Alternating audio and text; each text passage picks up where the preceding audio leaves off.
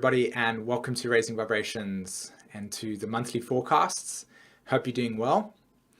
And in today's video, I'm going to be helping you understand a little bit about aspects and phases. And this is my little piece on how I do my little forecasts in a unique way. So aspects and phases is a way that evolutionary astrology uses to measure the cycles that planets have in relationship to themselves, okay, and to other planets, pardon me. So what happens is you've got two planets, say for instance Pluto and Venus, and what evolutionary astrology will do is they will take those two archetypes and measure the relationship that they have between each other, and then from that measurement and from that relationship establish what type of phase and what type of evolutionary condition those planets carry within each other.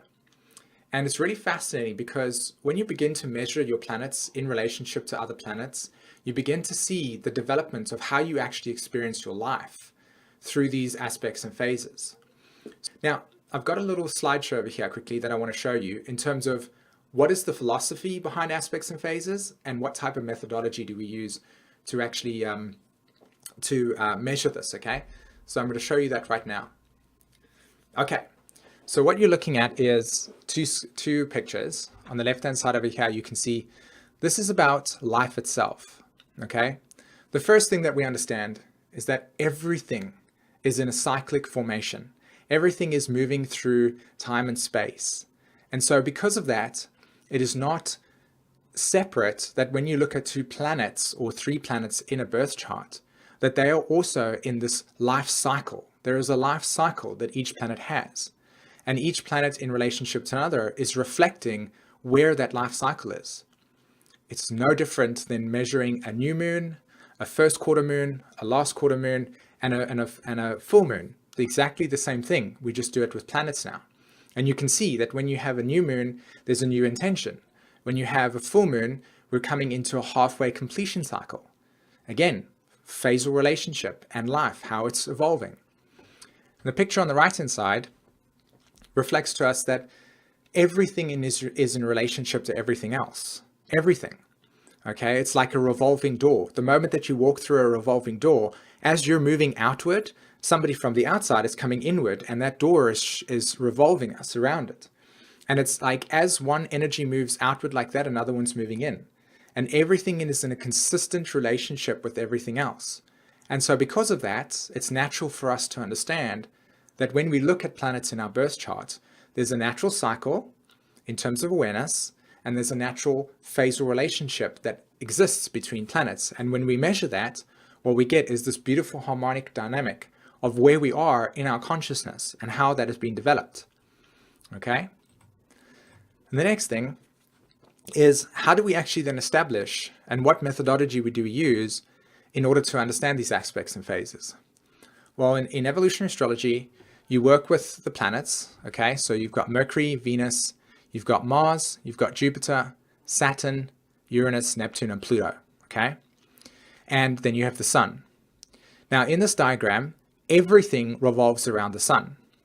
So when you measure something in evolutionary astrology terms, there's always a focal point, right? There's a focal point, and there's always a planet that's in relationship to that focal point.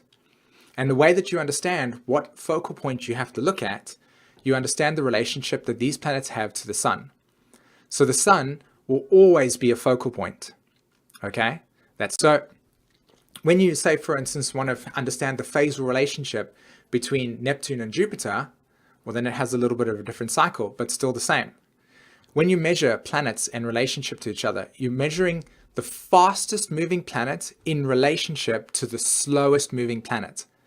The fastest moving planet in relationship to the slowest moving planet. So therefore, if I had to say, for instance, ask you, what is the phasal relationship between Jupiter and Neptune? You would go, Jupiter is the fastest moving planet, Neptune's the slowest moving planet, and so therefore, Neptune would be your focus point, because the slowest moving planet is always the focus point. And that's the key that I want you to take away from this conversation. When you measure aspects and phases in your chart, you're measuring two things. One, if you're measuring it against the sun will always be a focus point. So you're always looking for the focus point. And that will always be the sun if you're comparing it against something. Secondly, if you're comparing two planets with each other, you always measure the slowest moving planet as the focus point. So what happens now is you go, okay, I've identified that Neptune is the slowest moving planet. Jupiter's in relationship to it. And so then how do I understand how this works? Very simple. You get a little chart. And this is courtesy of the Evolutionary Astrology glossary, an ebook. And as you can see here on the chart, you've got this whole entire thing. New phase, crescent phase, first quarter phase, gibbous phase, all these phases. And each phase represents an aspect of development. So what you would do is you would take your slowest moving planet and put it at the 0. You would take your fastest moving planet and mathematically calculate the degrees of separation. Okay, so if Neptune's here and Jupiter, say for instance here, you would see that Jupiter is exactly 90 degrees, 90 clicks away from Neptune. And by understanding that phase relationship, you would go, okay, it's a crisis in action square. And this is what I love about it so much. When we look at squares in astrology, we're like, oh, it's a square. But in EA, there's two types of squares. There's a crisis in action square and a crisis in consciousness square. And they're remarkably different in the sense. Okay, so you can actually try and read your chart. So, oh, I've got Pluto square Mars as an example. The way that Pluto square Mars is going to work in your chart, if it was crisis in consciousness versus crisis in action, are going to be remarkably different. Now, when you have that power within your own awareness to apply that to your chart, you can actually see what you're specifically looking at in terms of your evolutionary development. And it's really, really fascinating. So the next time you begin to understand your chart in terms of aspects and phases, I highly encourage you to learn about aspects and phases, to go and investigate it. And part of my astrology school, I actually teach this when I educate anybody that's wanting to understand evolutionary astrology. So this is something that when you really want to get into astrology, it's something you don't like miss because it's so empowering. I'll give you a quick example again, just before we jump into this, okay? Let's say, for instance, I have Jupiter and I'm measuring Mars and Jupiter, okay? We know that Jupiter is the slowest moving planet in relationship to Mars. So Jupiter stands there. And we will say that Mars is exactly 300 degrees, okay, away from Jupiter. In other words, Mars has gone all the way around the astrology chart like that because it's moving in that motion. And it gets all the way to that 300 degrees over there. Now, Mars is what is called in a last quarter phase in relationship to Jupiter. So when you look at Mars and Jupiter in the charts and you understand that phasal relationship, you can actually see that the soul's desires in this lifetime, this is the evolutionary astrology, the soul's desires in this lifetime are actually evolving through individuating, in other words, finding and breaking out of the mold of belief systems that they used in the past and allowing us to see perspectives from different unique points of views. That's the way that Mars and Jupiter in a very plain way would be operating in somebody's chart. Now you come into a world that is very like homogenized and very sort of like, this is how truth is and this is what it's got to be. And you put somebody in that's natural tendency is to not follow those rules. Can you begin to see the way that we as human beings are so complex? That's why we have a lot of people in the world saying, well, I'm an atheist, because most of them have got phasal relationships that are breaking down, that are not listening to the general consensus. How much do we accept other people for having their own evolutionary degree? We don't understand it, so therefore we judge it. And this is the type of dynamics that we can get into when we understand more of who we are as a human race to alleviate the chaos that we've got. Food for thought. Hi, my Sag friends, and welcome to your monthly forecast. And this is, of course, for the month of March 2017. Hope you're well. And I hope you also enjoyed the introduction video and how evolutionary astrology uses the aspects and phases as a way of mapping the way that we understand evolution in an astrology chart as well through cycles. And of course I teach that as well. So if you're interested in actually studying astrology with me, on the 11th of March, I'm starting my astrology classes, and in the description below is a link to sign up for that if you want to. Otherwise, you can always write me an email and I'd be happy to answer any questions you've got before starting that up. Okay, so let's have a look at what's actually going on for you this month, And of course, Sag will always look to Pluto as the unconscious emotional dynamics that will be transforming for you in this life. And since 2008, Pluto has been moving through your solar second house.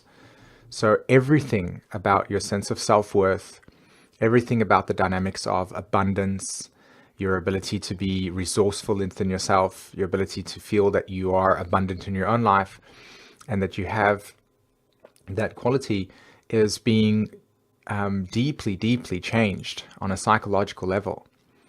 And I feel that with this month, Venus plays a very, very big role in how that is actually going to be playing out. Venus, I feel, is the theme for the month of March, not only because of it being retrograde. It went retrograde on the 4th and 5th of March. Yeah, you can see it. But it also is connected deeply with the second solar house. And of course, so Pluto's connection to Venus in this chart, I feel, is greatly emphasized for you, Sagittarius. And I want to show you something. Look at the phasal relationships between Mars and Venus, because I feel, as I said, this is a big focus point. Okay, Mars is in a new phase to Uranus. Venus is in a balsamic to Uranus. Venus is in a balsamic to Mars. And you can see here that this, to me, reflects the nature of what this month's going to be about. Everything's in Pisces. We're still completing stuff. We're still closing the chapter, going through the things that we no longer need in our lives and slowly just letting them go and dissolving. And on the other side, you see this kind of new direction that's being spurred for us. But it's still kind of in this tangent place.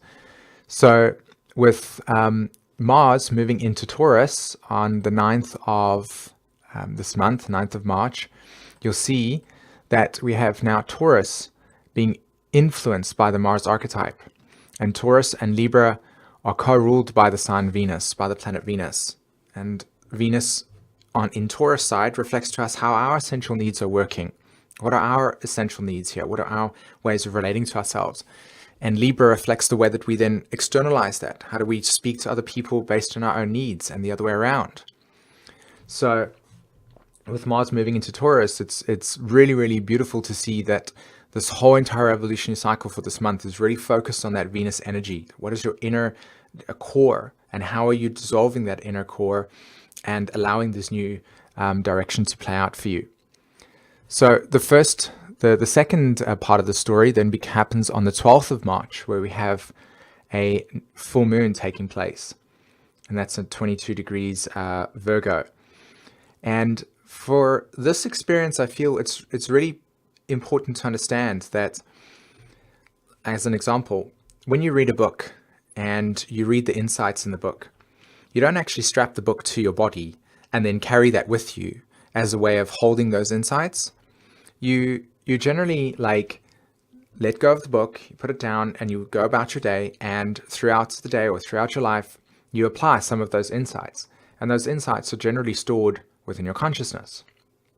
So in a very beautiful way, this full moon that's happening for us on the 22nd or on the 12th of March at 22 degrees Virgo is very much about the insights that we're carrying from the solar eclipse that happened in Pisces, right? So the whole entire evolutionary cycle that we've experienced over the last 4 years and maybe even your whole life, all of those insights, all of those understandings, okay, are now being needed as an integration for the new direction.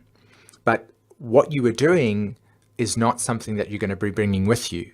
Okay, so you're not bringing the book, you're not bringing the old life and the conditioning with you. You're bringing your insights. All right.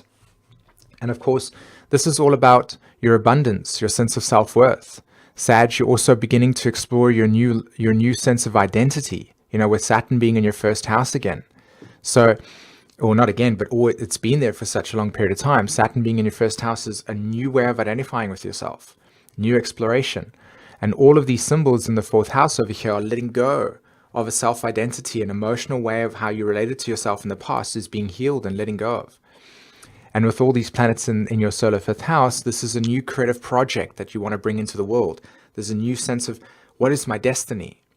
So as these experiences begin to flow in for you, through this month, you will watch how your own essential needs, your own way of relating to yourself and what you need to follow your new direction is being shaped and readjusted. And it kicks off, of course, in a very intense way with the full moon that's happening for us on the 12th, right? Bringing insight with us as a way of going into the future. And then have a look over here. The moon will connect with Jupiter and Mercury will enter Aries. And that's when the mind shifts out of the mental fogginess of Pisces, which I can absolutely be 100% sure that I'm experiencing, because it's really, really tough for me to be able to like linearly put things into organization at this stage. And the fact that I probably don't get enough sleep because I have young children. But you can see here that as Mercury enters Aries and Jupiter and the moon connect, you'll see that there's this, okay, now my mind has got this new sense of direction. Now I want to start pioneering in a thinking way. I want to integrate these new core philosophies that I have in myself. And my thinking pattern is now going to be explore, right?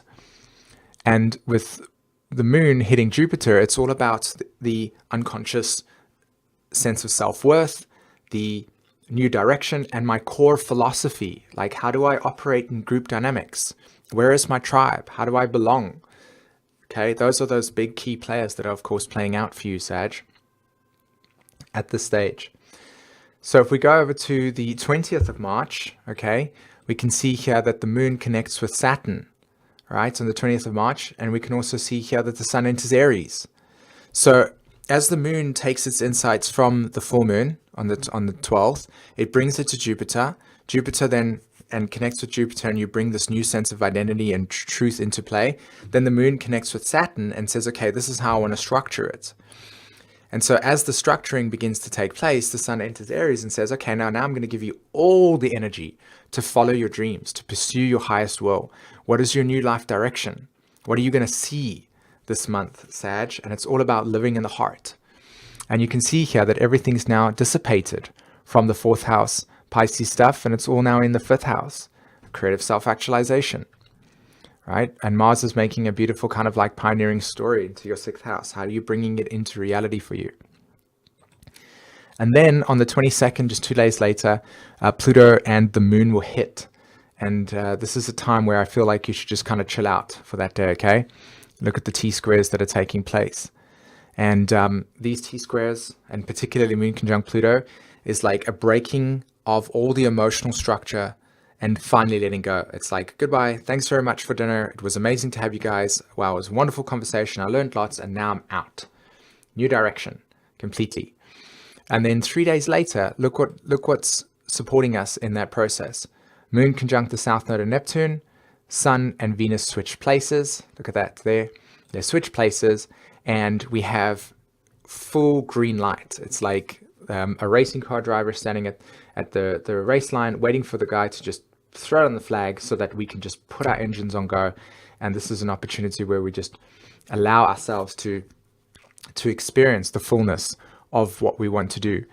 And as I said, as that letting go process happens and the energy supports that, within 2 days' time, we've got a new moon happening in Aries. And that's it. Like, that's when the energies are completely finished with that cycle. And we'll begin pioneering new structure, new belief systems, new core understandings, a new way of being. And we'll begin to pioneer that. We might not know exactly what it is entirely, but it's about being in that space and living in this new way as a way of evolution. So very powerful stuff happening. And of course, you guys, it's in your 5th house, creative self-actualization. It's about being in joy and really, really seeing your special destiny come to the surface, okay? All right, my Sag friends, I really hope this gives you some guidance for the month of March. Have a fantastic month. And don't forget, if you want to learn astrology, I've got my classes starting on the 11th of March. And in the description below is a link to join up, okay? Other than that, have a fantastic month. Take care. Bye-bye.